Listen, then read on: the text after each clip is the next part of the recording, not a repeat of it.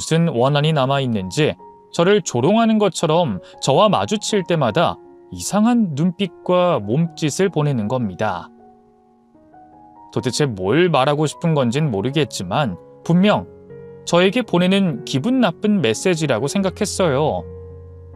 그렇게 생각할 수밖에 없었던 게 저와 이혼을 하고 나서 바로 상간남과 결혼을 한다며 굳이 청첩장과 함께 전화를 했던 사람이니 그 행동 역시 저를 조롱한다고 생각할 수밖에 없었죠. 제가 택배기사 일을 한다고 조롱을 하는 건지 아니면 자기는 바람난 남자와 잘 살고 있다고 의스대는 건지 그 의미는 모르겠지만요. 그 꼴 같지 않은 아내의 모습을 보면서 되려 잘됐다 싶었습니다. 제 정체를 안 들키겠다고 시간 낭비에 마음고생을 하고 있었는데 이제 아내에게 들켰으니 더 이상 번거로운 행동을 하지 않아도 됐잖아요. 또 저도 아내와 이혼한 후 제 인생에 대해서 만족을 하고 있었던 터라 아내가 어떤 식으로 나오든 무시하기로 했습니다. 넌 지져라. 난 내가 할게 갈란다. 그거였죠. 그런데 제가 자신을 너무 무시하자 어떻게 해서든 저에게 시비를 걸고 싶었는지 어느 날 아내가 택배를 놓고 가려는 저를 붙잡더라고요. 아내가 저를 붙잡을 거라고 생각도 못했던 저는 놀라기도 했고 기분이 너무 나빠 더 신경질적인 반응을 하게 됐죠. 저기 창섭씨. 뭐 하는 짓이야? 왜 사람을 못 괴롭혀서 안달이냐고? 당신이 잘못한 주제에 왜 나를 끝까지 괴롭히려는 건진 모르겠지만 적당히 해. 다른 사람 일하는 것까지 방해하지 말라고! 아내는 자신이 말을 걸자마자 쏘아붙이는 저를 보고 놀랐는지 말을 제대로 꺼내지 못했습니다. 저는 이 정도로 주의를 줬으면 알아들었을 거라고 생각하고 재빨리 아내가 살고 있는 빌라를 떠났죠. 그날 했던 경고가 아내에게 효과가 있었는지 그날 이후부터는 택배 배달을 하며 아내와 마주칠 일이 없었습니다. 겨우 그 정도 말에 아내가 물러섰다는 게 이해가 되진 않지만 저로서는 아내와 마주치지 않기만 하면 됐으니 다행이라 생각하고 제 일만 열심히 하고 있었죠.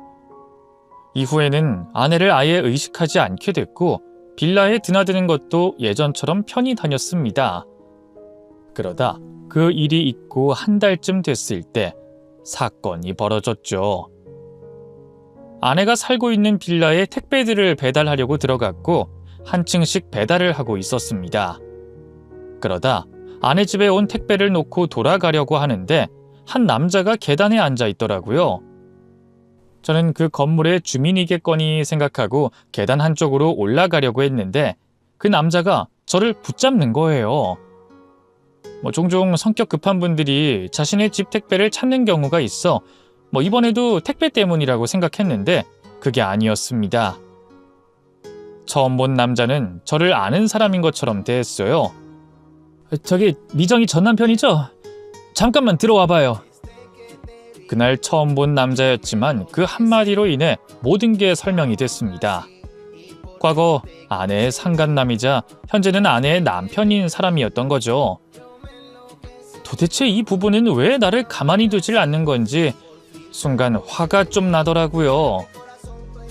두 사람 모두 가만히 있는 저에게 먼저 아는 척을 하고 시비를 걸어왔으니까요. 그래서 제 입에서 말이 좋게 나오진 않았어요. 싫은데요. 내가 왜 그쪽 집에 들어가야 하는 겁니까? 보아하니 아내분 되는 사람한테 저에 대해서 들었나 본데 나 두 사람이랑 엮이기도 싫고 얼굴 마주치는 것도 싫어요. 서로 아는 척 해봐야 좋을 것도 없는데 서로 무시하면서 삽시다. 네? 내가 무슨 말을 했다고 되게 까칠하게 나오시네. 저기 나도 그쪽과 굳이 말 섞고 싶진 않아요. 그쪽 말 맞다나 우리가 좋은 관계라고 말을 섞으려고 하겠어요. 근데 확인 좀 할 게 있어서 그러니까 잠깐만 시간 좀 내줘요. 진짜 잠깐이면 되니까. 도대체 저와 무슨 볼 일이 있다는 건지 모르겠지만 이렇게 실랑이를 벌이는 것보다는 잠깐이면 된다니 확인하는 게 낫겠다고 생각했어요. 남자의 말을 무시해버리고 자리를 떠날 수도 있었겠지만 거의 매일 드나들어야 하는 빌라이다 보니 괜한 문제를 만들어 계속된 시달림을 받고 싶진 않았습니다. 택배기사 일을 하다 보면 여러 일로 보복성 괴롭힘을 당하는 일이 많으니까요. 그래서 알겠다 하고 남자를 따라 집 안으로 들어갔죠. 저를 자신의 집 안으로 데리고 온 남자는 현관을 들어서고 바로 옆에 있는 방문을 열었고 저에게 그쪽으로 오라고 손짓을 했습니다. 그리고 그곳에서 넋을 잃은 광경을 보게 됐죠. 얼마나 놀랐는지 순간 다리가 풀려 그 자리에 주저앉고 뒷걸음질을 칠 정도였어요. 그 방 안에 엉망이 되어 있는 모습의 아내가 있었거든요. 누군가에게 맞았는지 얼굴엔 잔뜩 부어올라 있었고 시퍼렇다 못해 보랏빛이 들 정도로 멍이 가득했죠. 입고 있는 상의는 잔뜩 늘어져 있었고 몸이 드러나 있는 곳들은 군데군데 핥힌 자국들과 멍들이 있었어요. 제가 그곳이 아내의 집이라는 걸 몰랐다면, 만약 아내를 이전에 마주치지 않았다면 저는 아마 엉망이 돼 있는 아내를 보고도 누군지 몰랐을 겁니다. 그 정도로 아내는 심각한 상태가 돼 있었어요. 그런 아내의 모습에 너무 놀라 넋을 놓고 있을 때 제 옆에 서 있던 아내의 남편이 저에게 엉뚱한 말을 걸어왔습니다. 전현 저렇게 된 거 보면 대충 내가 뭐 때문에 형씨 데리고 왔는지 알겠죠? 전현 언제부터 만났어요? 형씨도 괜히 거짓말 하려고 하지 말고 솔직하게 말해봐요. 난 형씨한테는 악감정 없어요. 전부 전현이 잘못된 거니까. 내가 본 게 있으니까 전현처럼 괜히 거짓말하지 말고 솔직하게 좀 말해줘요. 같은 남자로서. 처음엔 남자가 하는 말이 무슨 의미인지 이해가 되지 않았는데 점점 정신을 차리게 되며 그 의도를 알아차릴 수 있었습니다. 도대체 뭘 봤다는 건진 모르겠지만 남잔 제가 자신의 아내와 외도를 하고 있다고 생각하는 것 같았어요. 어이가 없더라고요. 뭐 눈에는 뭐만 보인다고 하더니 상간남 주제에 저에게 자신의 아내를 만나고 있냐고 묻는 게 말이죠. 그래서 저도 욱하는 마음에 앉아있던 자리에서 일어나 목소리를 높였습니다. 이것들이 내 앞에서 쇼를 하나? 당신 나랑 장난해? 시간이 남아 돌아? 바쁜 사람 잡아다 놓고 어디서 헛소리를 짓거려? 내가 저 여자를 왜 만나는데? 당신 같으면 다른 놈이랑 바람나서 이혼한 년이랑 다시 잘해보고 싶을 것 같아? 저 여자 나랑 연애 때부터 해서 결혼한 후에도 다른 남자 몇 명이나 만났는지 아냐? 너 하나였을 것 같아? 아니야. 수두로 빽빽이라고. 그래서 나 저 여자라고 하면 아주 지긋지긋해. 이제 좀 과거 일과 작별하고 마음 편히 살아가려고 하는데 또 내 눈앞에 나타나서 사람 약 올리고 괴롭히고 짜증나게 하는 전현 지긋지긋하다고. 근데 뭐? 내가 저 여자를 만나? 본 게 있어? 그래, 그 봤다는 게 뭔지 나도 좀 보자. 뭐 눈엔 뭐만 보인다더니 뭘 보고 이 난리를 떠는 건지 나도 좀 보자고. 남잔 자신이 예상한 것과 다른 제 반응에 잠시 당황을 한 모습이었습니다. 그러다 제 반응이 거짓말을 한다고 생각되지 않았는지 먼저 사과를 하더라고요. 의심해서 미안하다고 말이죠. 그런데 저는 저에게 사과를 하고 있는 남자의 모습이 더 당황스러웠고 놀라웠습니다. 저에 대한 의심을 바로 거두는 것도 놀랍긴 했지만 그것보단 태어난 그 모습이 놀라웠어요. 자신의 오해로 인해 아내를 저렇게 엉망으로 만들었는데도 불구하고 아무렇지 않아 하는 모습이 말이죠. 내가 착각을 한 모양이네. 죄송해요. 내가 워낙 의심이 많은 성격이라 두 사람 사이에 뭐가 있는 줄 알았거든요. 전현 입에서 형씨가 전 남편이었다고 말이 나오길래 의심 좀 했어요.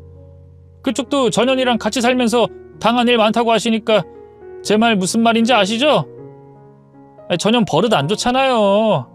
그래서 제가 매일 전현이 또 무슨 헛짓거리 안 하나 확인하거든요.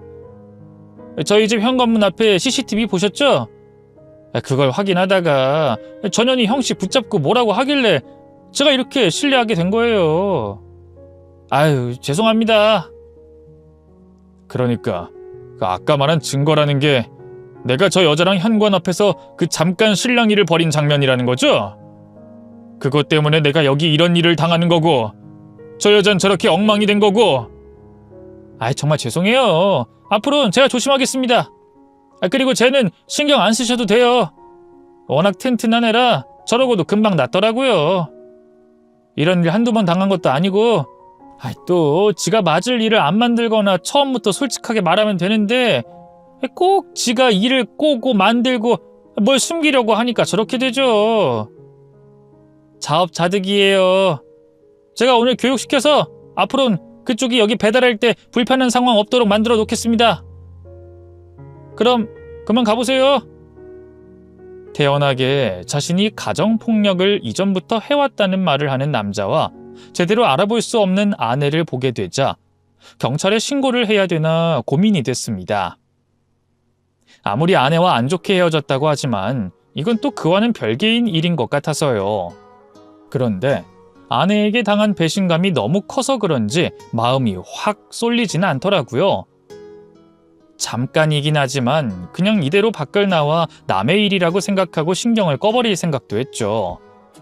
그런데 그때 엉망이 돼 있던 아내가 방문 앞에 있던 저에게 달려오며 제 바짓가랑이를 잡고 살려달라 빌기 시작했습니다. 창섭씨, 이대로 가지 말고 나 좀 살려줘. 신고 좀 해달라고. 나 이 인간이 매일 때려. 이 인간 조금만 자기 기준에서 의심 가는 일 있으면 지금처럼 날 팬다니까? 제발 나 좀 살려줘. 경찰에 신고 좀 해달라고. 야, 이미정, 너 미쳤어? 누구에 신고해? 인연이 아직 덜 맞았나? 너 살만하지? 살만하니까 네 입에서 신고해달라는 말이 나오지? 내가 오늘 일은 내 실수라고 저녁에 맛있는 거 먹고 풀려고 했는데 인연이 기어이 매를 자초하네? 너 입 닥치고 방에 들어가 있어. 오늘 아주 죽었으니까. 형신 이제 그만 나가줘. 거기 가만히 서 있지 말고. 아니다. 아까 들어보니까 그쪽도 인연한테 안 좋은 감정 그대로인 것 같던데 맞는 모습 좀 볼래요? 내가 아까 일이 미안해서 그쪽 마음 좀 풀라고 하는 말이에요. 그 순간 아내와 과거에 어떤 일이 있었든 간에 지금은 경찰에 신고를 하는 게 맞다는 판단이 섰습니다. 아무리 상대가 밉더라도 사람 목숨이 달린 문제였으니까요. 제 감정은 접어두자 싶었죠. 판단이 서자마자 주머니에 있던 휴대폰을 꺼내 들었고 곧장 경찰에 신고를 하려 했는데 그 순간 아내는 저에게 더 간절히 매달렸고 그 모습을 본 남잔 아내를 패려고 했어요. 저는 남자를 막아서게 됐죠. 어? 뭐야? 아니라며? 당신 인연이랑 그렇고 그런 관계 아니라며? 그런데 왜 말려? 이 여자가 누가 됐든 간에 사람 맞는 걸 보고만 있어? 당신 하는 말 들어보니까 이전부터 폭력 휘둘렀던 것 같은데 이거 범죄인 거 몰라? 어느 미친 남편이 의심된다고 사람을 저 지경으로 만들어? 나도 저 여자라고 하면 치가 떨리는 사람이지만 그래도 지켜야 할 선은 지켜. 당신 지금 잘못하고 있는 거야. 그러니까 그만둬. 이 새끼 봐라. 아닌 게 아니었네. 야, 너 인연한테 감정 있지? 너 아직 인연 좋아하지? 이것들이 어디서 나를 속이려고. 원래 제 계획은 경찰에 신고를 한 다음 빠지는 거였는데 일이 어떻게 되다 보니 꼬이게 됐습니다. 저와 남자가 육탄전을 벌이며 실랑이를 벌이게 된 거죠. 거기다 아내에게 폭력을 쓰려던 남자를 급하게 막느라 경찰한테 신고를 못했어요. 핸드폰은 바닥에 떨어져 있었고 양손은 남자를 잡고 있었죠. 그래서 몸을 웅크려 떨고 있는 아내에게 정신 차리라 말하며 제 휴대폰을 주어 경찰에 신고하라 했습니다. 당신 뭐해? 거기서 계속 웅크리고 있을 거야? 나가서 경찰에게 도움을 청하든 내 휴대폰 주워서 신고를 하든 뭘 좀 하라고! 그제야 정신 차린 아내는 제 휴대폰을 들고 밖으로 나갔습니다. 하지만 아내가 다른 말 없이 밖을 나가버린 바람에 신고를 하러 간 건지 남편을 피해 밖으로 도망을 간 건지 알 수가 없었죠. 그래서 한동안 저를 묵사발로 만들겠다는 남자와 힘싸움을 벌이며 대치할 수밖에 없었습니다. 이미 그 남자 머릿속에는 저와 아내가 그렇고 그런 사이라고 결론이 난 상태였으니까요. 이것들이 감히 날 속여? 야, 너 전현이 진짜 널 좋아해서 만나는 거라고 생각하냐? 그냥 만나기 쉬우니까 너 다시 꼬시는 거야. 그렇게 당했으면서 아직도 전현을 몰라? 내가 왜 그 말을 너한테 들어야 하는지 모르겠다. 그런 여자랑 바람나서 결혼까지 한 놈은 너 아니야? 나는 너희 두 사람한테 피해 입은 피해자라고. 그리고 뭘 착각하는 것 같은데 나 이미정 저 여자한테 관심 없어. 저 여자가 자기를 다시 받아주라고 해도 싫다고. 나는 네가 하는 짓 못 본 척할 수가 없어서 이러는 거야. 당연히 남잔 제 말을 믿지 않는 눈치였습니다. 난감하더라고요.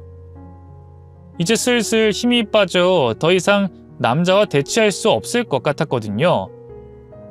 남자를 뿌리치고 도망이라도 가야 하나 싶었을 때 그때 문 밖이 소란스러워지기 시작했고 이내 경찰들이 집 안으로 들어왔습니다. 그리고 아내가 경찰들 뒤에서 남편을 가리키며 가정폭력범이라고 지목을 했죠. 아내에게 가정폭력범이라 지목을 당한 남자는 흥분을 하며 날뛰었고 확인하려던 경찰들과 몸싸움을 벌이게 되며 결국에는 손이 묶여 체포를 당하게 됐어요. 전 경찰들 덕분에 10년 감수하게 됐고요. 하지만 저도 같이 경찰서를 가게 됐습니다. 어쩌다 보니 가정폭력의 목격자가 돼 증언을 해주게 됐거든요. 원치 않은 일에 끼이게 돼 제 생업에 문제가 생겼지만 누굴 탓할 수도 없었습니다. 어찌됐던 간에 제가 내린 판단으로 그 집안으로 들어가게 됐고 남자가 집을 나가도 된다는 말에 자리를 떠나지 않고 신고를 하려다 엮이게 됐으니까요.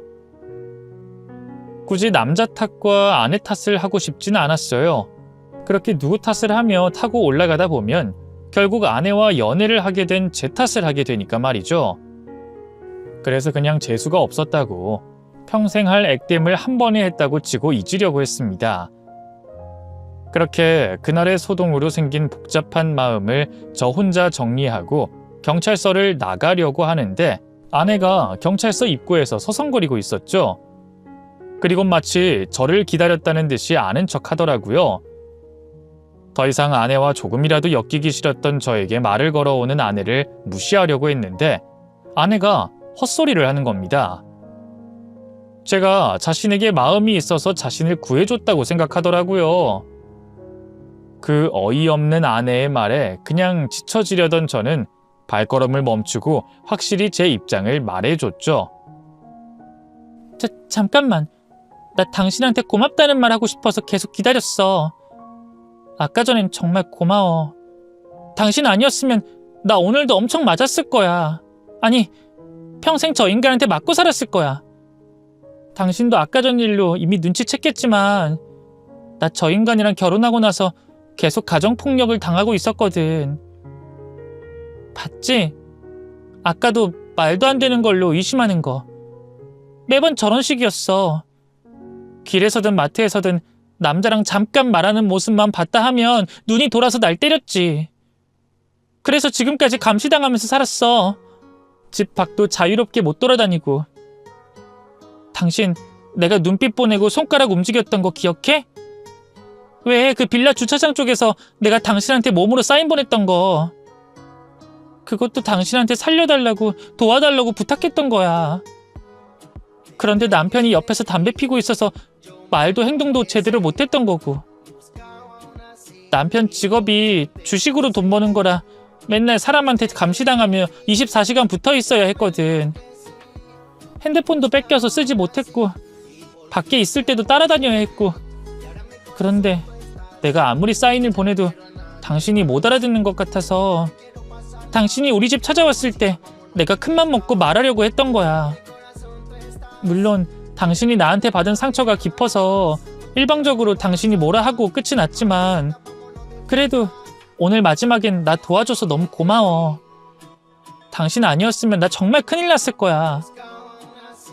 그리고 오늘 일 때문에 내가 물어보는 건데 혹시 당신 아직 나한테 마음이 있는 거야? 그러지 않고서야 그냥 나가도 될 상황인데 굳이 위험을 무릅쓰면서 날 도와준 게 설명이 안 되잖아. 나 당신이랑 헤어지고 저 인간이랑 지내면서 엄청 후회했어. 내가 왜 당신같이 좋은 사람을 두고 그런 짓을 했나 싶어서. 자랑은 아니지만 저 인간 이 인간 만나다 보니까 당신만한 남자가 이 세상에 없다는 걸 알았어. 그래서 말인데 당신만 괜찮다고 한다면 나는 다시 당신과 잘해보고 싶은데.